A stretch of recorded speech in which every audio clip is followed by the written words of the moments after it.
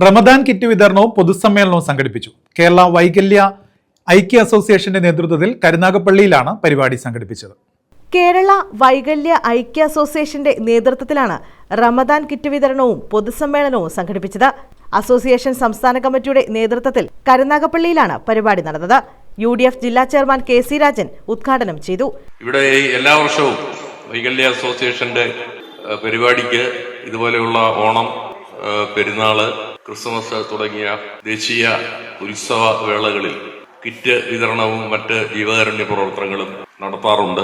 മിക്കവാറും എല്ലാ ചടങ്ങുകൾക്കും എന്നെ വിളിക്കാറുണ്ട്. ഞാൻ വളരെ ഒഴിച്ചുകൂടാൻ പറ്റാത്ത എന്തെങ്കിലും അസൗകര്യം ഉണ്ടപ്പോൾ ചില വർഷങ്ങളിൽ പങ്കെടുക്കാൻ പറ്റിയിട്ടുള്ളതല്ലാതെ എല്ലാ വർഷങ്ങളിലും ഞാൻ പങ്കെടുക്കാറുണ്ട്. അപ്പൊ നമ്മുടെ ഈ റമദാനുഷ്ഠാന കാലം നമുക്കെല്ലാവർക്കും അറിയാം, ക്ഷമയുടെ, സഹനശക്തിയുടെ, സൗഹാർദ്ദത്തിന്റെ ഒക്കെ ഒരു പ്രതീകമാണ് ഈ വ്രതാനുഷ്ഠാനം.